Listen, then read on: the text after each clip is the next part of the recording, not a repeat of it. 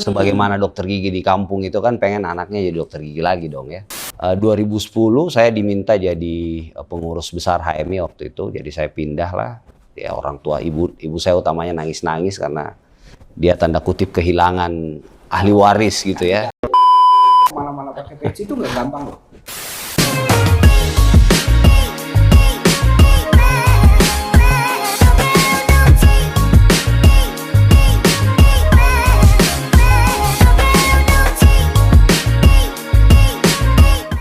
Hai, halo, JPP Talks bersama Windy Septiana, podcast bersama jaringan Pemret Promed. Hari ini Windy bersama dua cowok keren. Yang pertama moderator kita, Mas Hadi Suprapto. Halo Mas Hadi. Halo. Keren. Selaku Pemret Harian Haluan.com. Karena dibilang keren jadi jaim. Dan juga sekjen ya Mas ya, jaringan Pemret Promedia. Dan yang satu lagi, the special one, the one and only, nggak ada yang tahu kakak yang satu ini, kakak Arif Rosyid. Halo Mbak ini. Selamat pagi. Selamat pagi. Beliau adalah komisaris BSI. Mantan. Oh, mantan? Iya mantan. Oke, nanti. Baru diganti. Oh, baru diganti. Baru resmi. Tergusur. Oh enggak. Baik. Guys, nggak ada yang nggak tahu kan siapa Kak Arif ini. Beliau mukanya sering banget lah kita lihat di layar. Buka pasaran gitu ya. Karir politiknya terus melesat. Awalnya ketika beliau terpilih menjadi BPHMI periode PBHMI. Ya. Ketum PBHMI. Ketum PBHMI periode 2013 2015. Ya.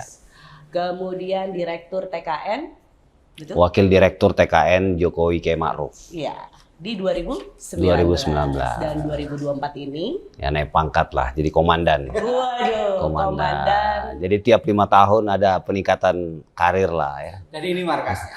Markasnya. Selamat datang. TKN Pantai. Selamat datang.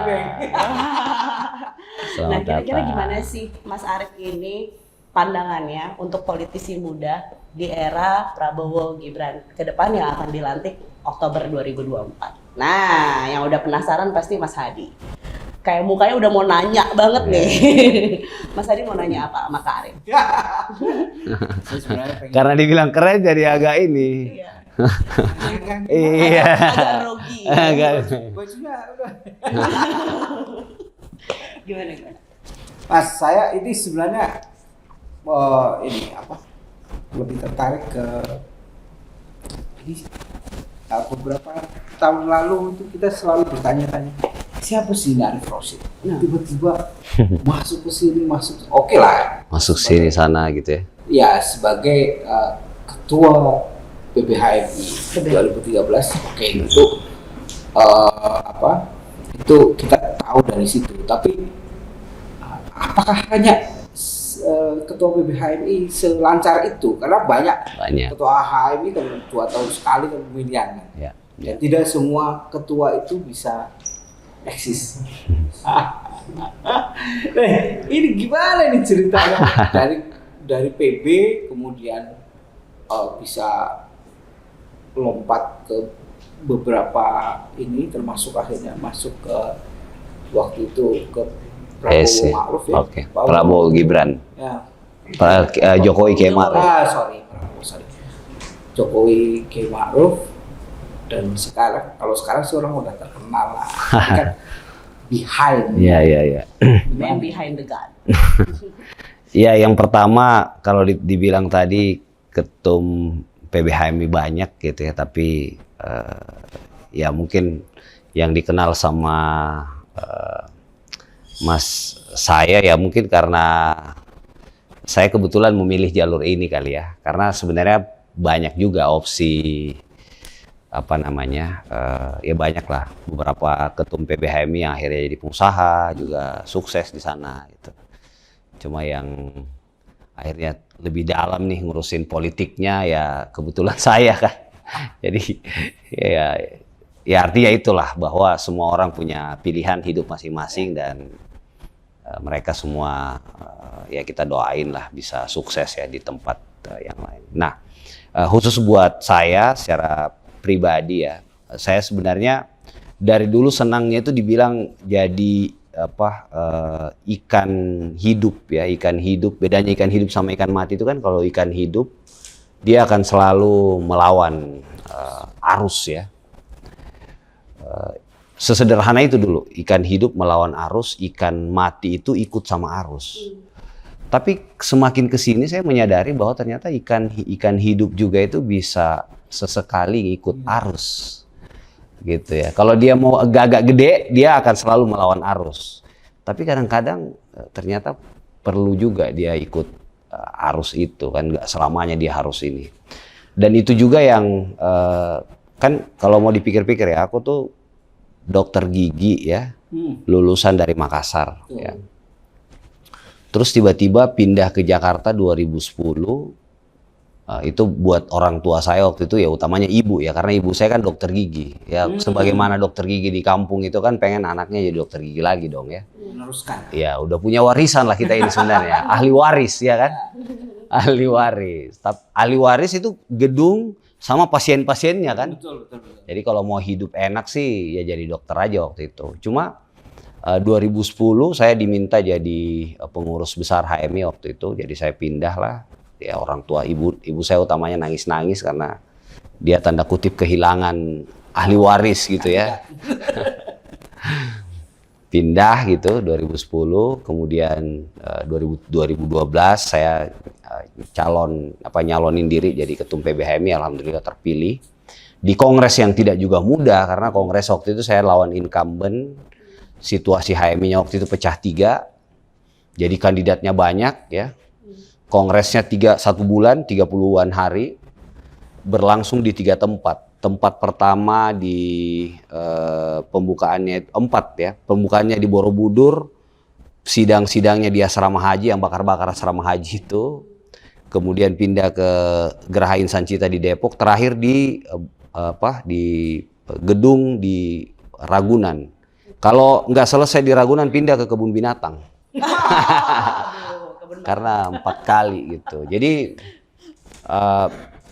kemudian setelah itu saya kuliah S2, saya kebijakan kesehatan S3. Jadi sebenarnya kalau pendidikan ya saya kesehatan. Gitu. Tapi akhirnya ditugasin jadi wakil direktur TKN waktu itu sama Bang Bahlil gitu, sama Pak Erik, sama Bang Rosan. Kemudian setelah itu, setelah selesai diminta jadi komisaris di Bank Syariah, kan sama sekali dunia yang berbeda kan. Jadi diminta lah saya ikut tes 3 kali, manajemen resiko 2 kali, tes syariah 1 kali, sama fit and proper test di OJK. Alhamdulillah agak botak juga belajarnya, tapi alhamdulillah lulus juga. Gitu. Bisa jadi ini juga ya, ekonom. Ya waktu itu saya perlu juga belajar, dan saya banyak tulisan saya juga akhirnya tentang ekonomi dan keuangan ya, lebih spesifik tentang syariah. Dan saya dianugerahi waktu itu 2 tahun saya jadi komisaris di Bank Syariah. Saya akhirnya dianugerahi tokoh penggerak ekonomi syariah oleh Bank Indonesia.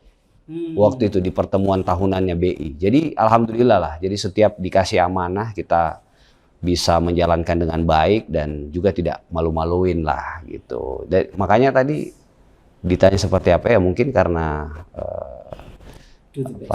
ya kita buat yang terbaik lah. Dan dulu kan guru SD kita selalu bilang rajin belajar dan rajin menabung. Jadi alhamdulillah lah. Nggak rajin berorganisasi. Belajar. Ya belajar di organisasi. Oke, apa itu yang diartikan sebagai hijrah?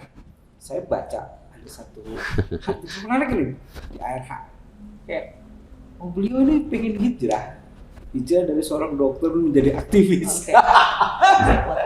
Apa ini yang dimaksud? Iya kan, hijrah itu kan selalu ditandai dari berpindah dari keadaan yang baik ke sesuatu yang lebih baik, dari yang buruk ke baik gitu. Jadi selalu ke sesuatu yang lebih baik lah ya. Termasuk waktu saya pindah dari Makassar ke Jakarta ini kan hijrah juga kan. Jadi saya tinggalkan, mungkin kalau anak zaman now sekarang bilang keluar dari zona nyaman. Karena zona nyaman itu mematikan. Ya, dulu saya belajar itu teori kodok dalam apa itu? Tempurung. Dalam wajan Dalam itu wajan. kan, ya kan, diam tiba-tiba dinaikin suhu, matilah dia tiba-tiba. Itu yang mematikan. Dan ngomong-ngomong hijrah, ini sebenarnya pakai peci udah lama ya. Jadi ini dulu aja nih ya. Ya. Mas Adi kenapa fokusnya ke peci sih? By the way? Suka. Ini ada sesuatu yang unik. Oke. Anak muda mau kemana-mana pakai peci itu nggak gampang loh. Iya. Istri Iya. saya itu pernah ketemu beliau Istri ya? di Grand Indonesia. Dia bilang, ayah tadi saya ketemu Bang Arif Rusdi. Dia pakai peci Oke. Di mall. di mall. Lagi nganterin anak. Nggak bawa proposal biasanya. Saya nggak tahu. Nggak, biasanya kan orang pakai peci itu Identik. identik ya. Makanya pakai Bawa biru proposal. langit. Pakai Pakainya baju biru biru langit. Oh. Oh, oke gas. Iya. Dan itu menjelang pemilu ya. Ya. Menjelang pemilu dan beliau ini masih mau nganterin anaknya Aha. main Di playground gitu. di playground Oke. dan ikut naik kalau nggak salah. Bener Oh, nggak? iya, nah. Bener nggak? Ya, kalau ada waktu saya selalu bareng anak sih. Ya. Membagi waktu ya. Dan itu waktu itu istri saya pengen foto tapi katanya malu. Nantilah saya main ke rumahnya beliau berarti ya. Atau suaminya dulu lah. Iya. Nanti tunjukin ke istrinya. akhirnya merembet kemana-mana. Itu loh yang sudah sukses saja masih mikirin anaknya, nganter anak.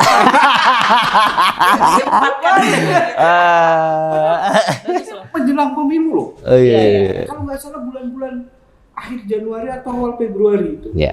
Itu sebenarnya kan waktu yang sangat luar biasa ya. Iya. Padat-padatnya ya. Dan beliau tuh masih betul nggak sih sebenarnya? Betul. Apa jangan-jangan salah?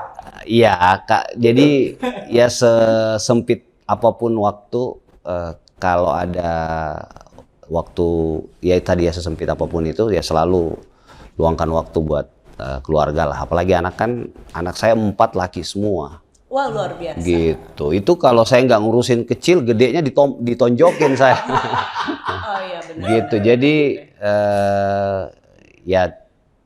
ya bagi saya satu kesuksesan juga tuh kalau kita ngurus sesuatu yang lebih kecil sukses gitu ya. Ya mudah-mudahan sesuatu yang lebih besarnya bisa lebih sukses. Amin. Gitu. Makanya kan keluarga ini kan miniatur sesuatu yang besar itu ya. Jadi ya saya sebisa mungkin ada waktu luang, sejam 2 jam, kadang-kadang janjiannya di mall gitu ya. Janjian di mall atau misalnya saya ada meeting ketemu orang di mall, lagi cari suara nih di mall gitu kan. Nah, ada waktu-waktu jeda 1-2 jam aku minta istri ajak anak-anak. Gitu. Aku tahu fokusnya sih. Cari suara di mall. Iya kan biasanya kan ketemu orang, iya dia pas lagi orang partai atau relawan yang mau pindah waktu itu kan. Oke. Iya kan.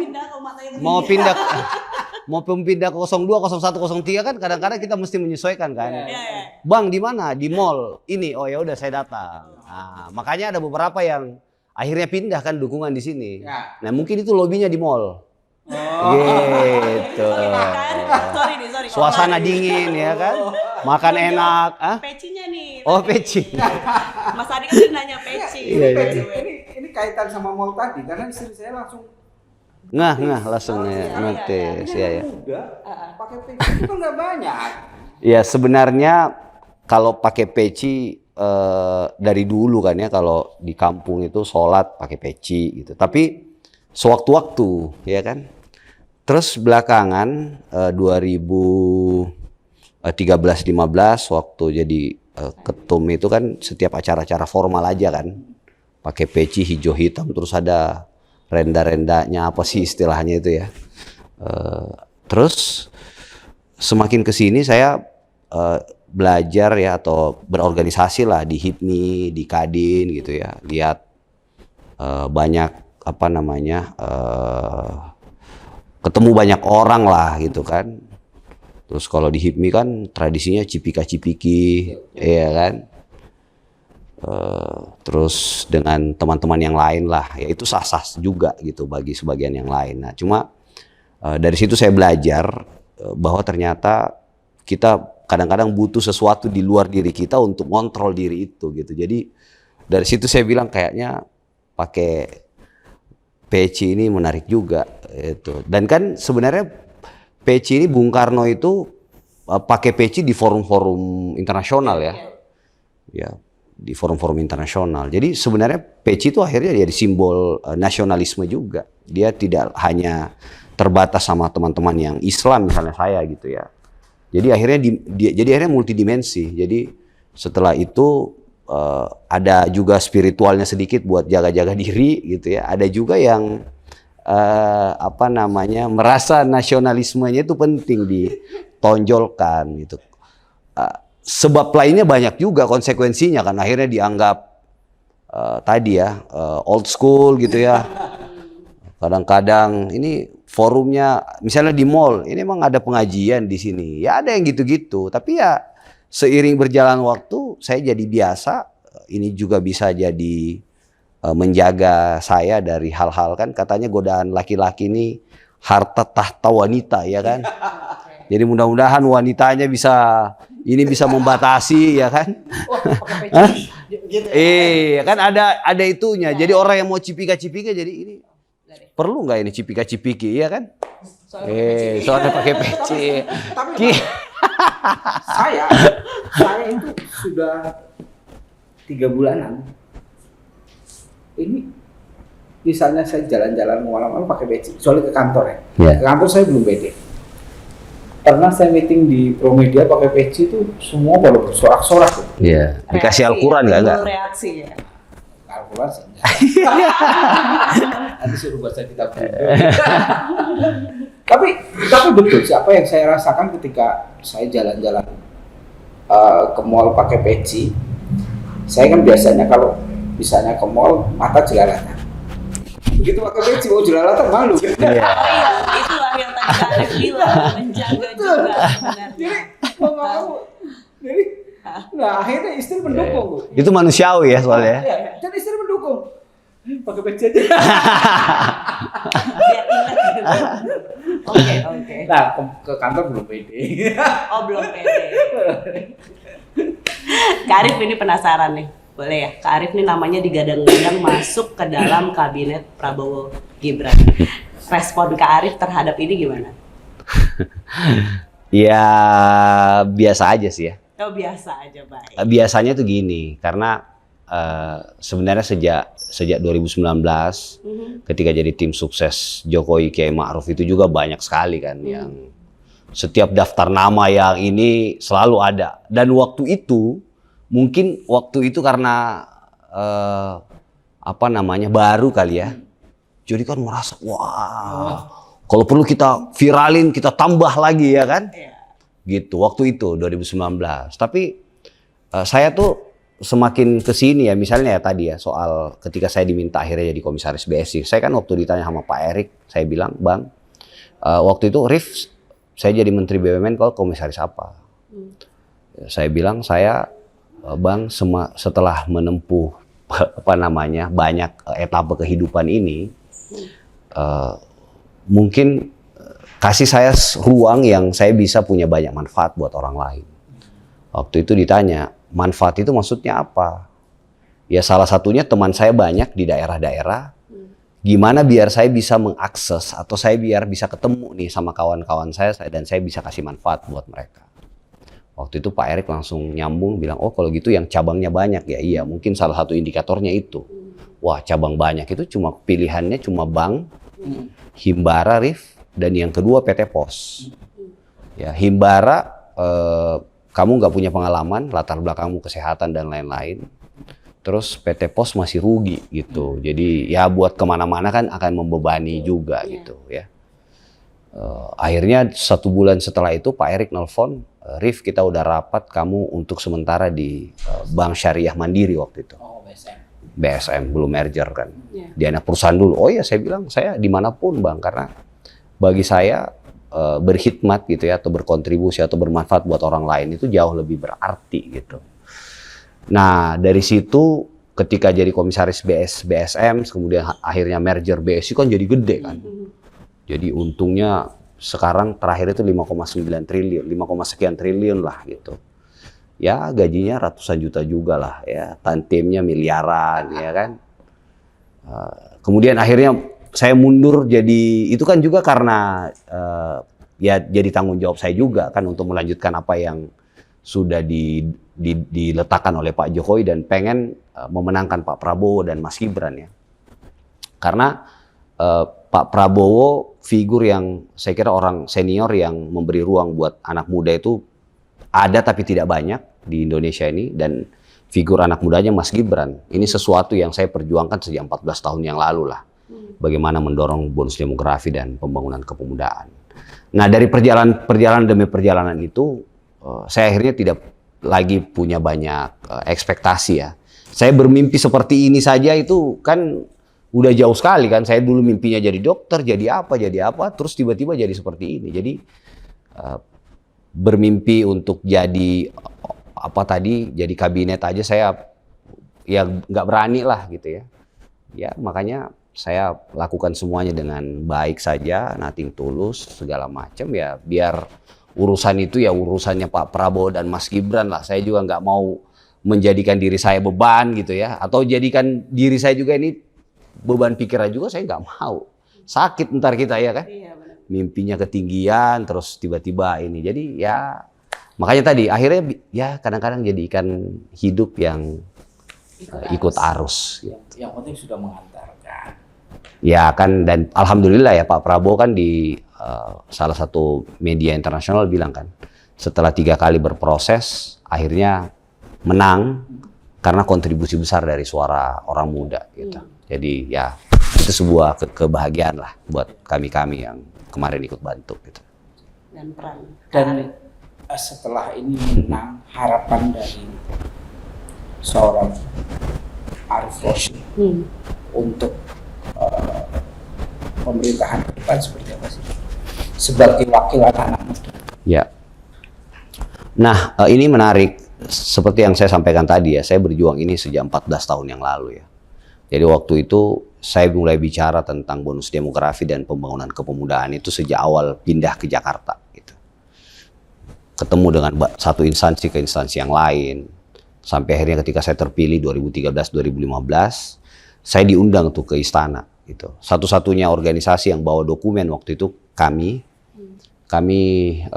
nyodorin waktu itu bagaimana agar kebijakan pembangunan kepemudaan itu bisa lintas sektor.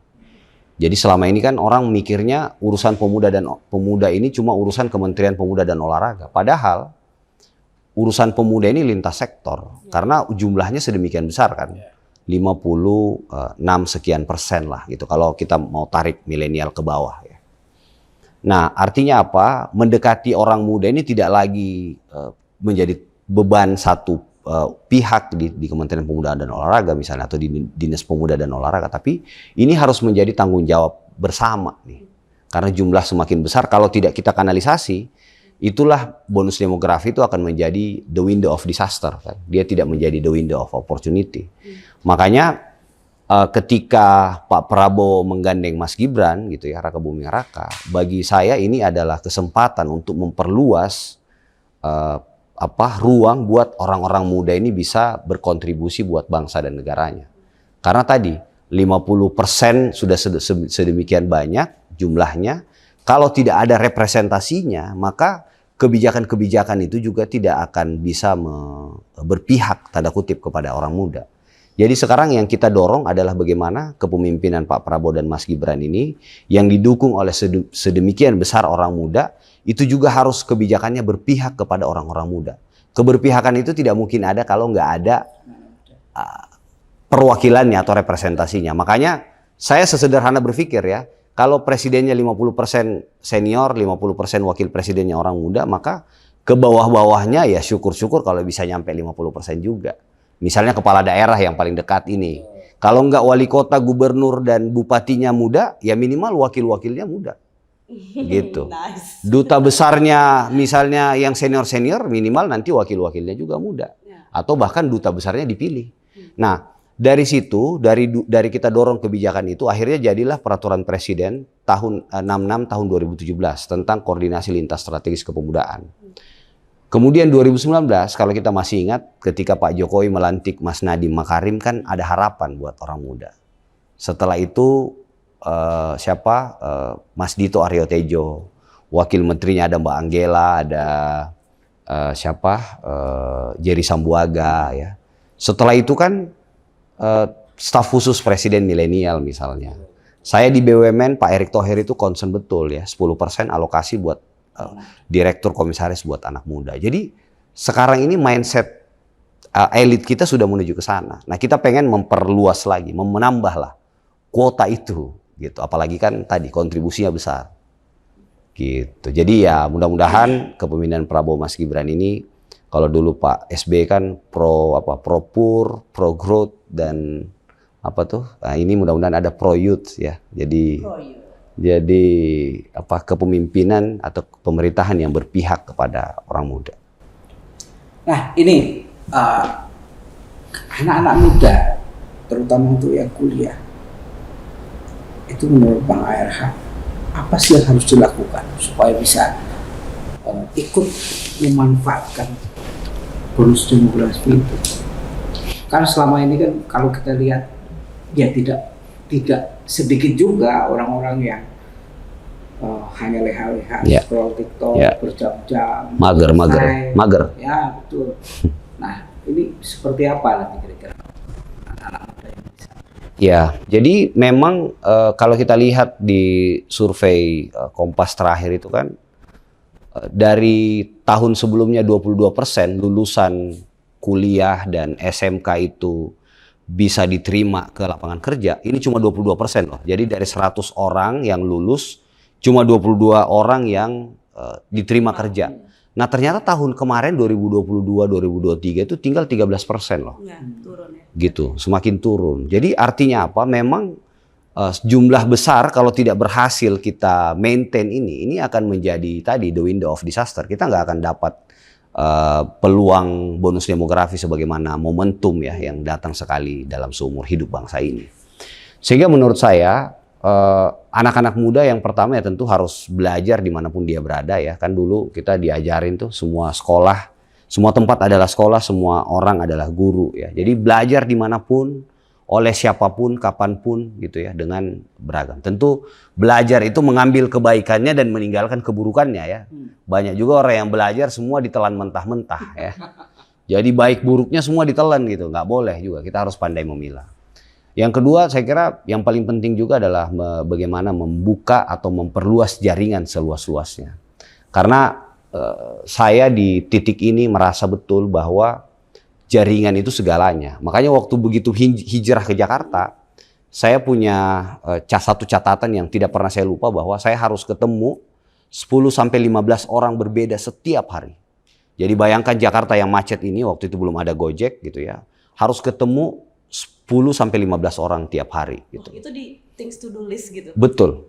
Wow. Jadi ketemu segala macam. Nah, ada jaringan. Akhirnya setelah membuka jaringan, yang terakhir mungkin yang penting juga buat anak-anak muda itu kita harus selalu menanam kebaikan sebanyak-banyak dan seluas-luasnya. Karena menanam kebaikan ini kita juga yang pasti akan menuai itu. Nice. Gitu. Jadi ya menurutku 3 hal itu ya. Jadi belajar, yang kedua memperluas silaturahim ya atau membuka jaringan.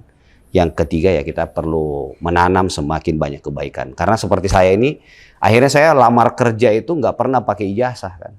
Bahkan dilamar gitu, mau ini mau itu. Setelah saya selesai kemarin mundur jadi komisaris kan, tawaran itu datang lagi, tawaran dari sini dari sana. Jadi cukup dari namanya. Bukan ya dari klinik. apa? Bukan dari klinik kan? Ah itu kalau itu lain lagi tuh, usaha. Jadi orang hampir tiap hari datang ke sini pengen kerjasama usaha sama kita. Jadi ya alhamdulillah lah. Wow, luar biasa. Sebagai kaum muda nih, padahal udah gak muda itu lagi. Sebenarnya catatan terakhir itu yang paling menarik. Iya. Karena betul anak-anak muda sekarang ini kadang-kadang kurang agak khawatir gitu ya. Kalau saya berbuat baik nanti dampaknya buat orang lain. Padahal nggak ada itu. Kita yang nanam, kita yang tua. Overthinking sendiri sih mereka biasa. Overthinking. Gensi banget ini. jaringan adalah segalanya. Nice. Nah, Dapat banget nggak sih isi podcast hari ini? Thank you ya. Kak daging. Mudah-mudahan daging semua. Ya, Aduh. tulang dikit ada lah, biar jadi konro. Oke, Mas Adi. Thank you. Bye. Bye dulu boleh. Oh, bye.